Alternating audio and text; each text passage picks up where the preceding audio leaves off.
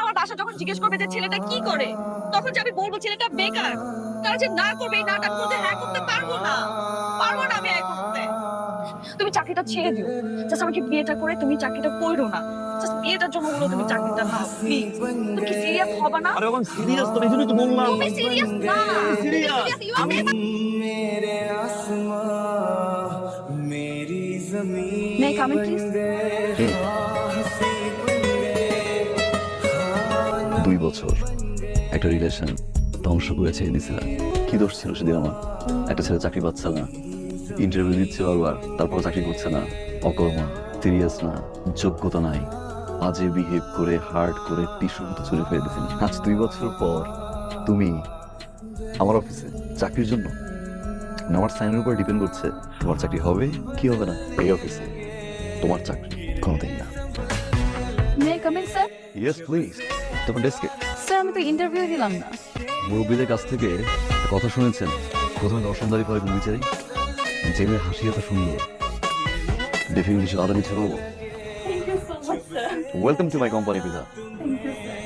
You are hired. Biltu যাও, room দেখে নিয়ে এসো। আমার ডেস্ক রেডি?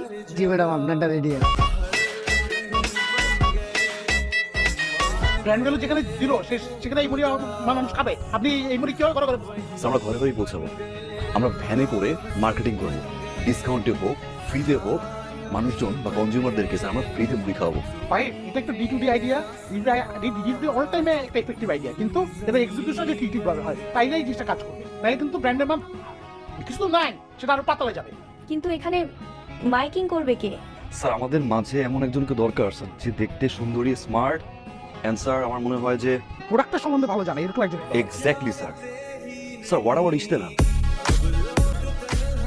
ইম্পসিবল, আমি কেন যাব? কোম্পানির মালিক তো সব করেন, ক্লায়েন্ট হিসেবে তো করেন, আর আপনি একটা কাজ করতে পারতেন না, কোনো কথা বলতেন না, যেভাবে পারেন ব্র্যান্ড আপনি কাজ করতে যেতে পারেন, ব্র্যান্ড আপ করবেন। আপনি কি বসের কথা অফিস থেকে বের হয়ে যাবেন নাকি আমি ভ্যানে বসে মাইকিং করবেন? আর খেলে জীবনে ভুলবেন না এই মুড়ি। জীবনে একবার খাবেন, সারা জীবন মনে রাখবে। 30 টাকা, 35 টাকার মাল 30 টাকা। জীবনে একবার খেলে সারা জীবন মনে।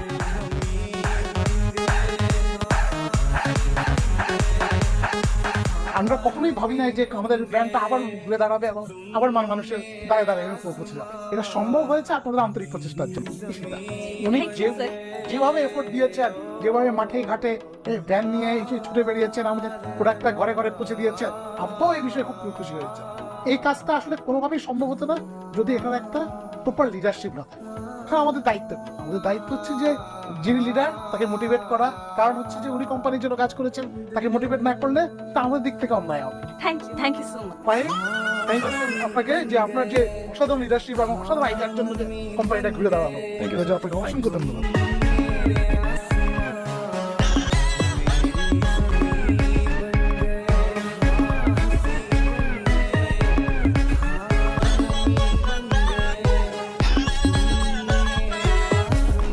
আপনারা দুজনই স্মার্ট, বুদ্ধিমান, কাজও ভালো বুঝেন, কিন্তু কোনো এক কারণে আপনাদের সাথে আমাদের সিঙ্ক হচ্ছে না।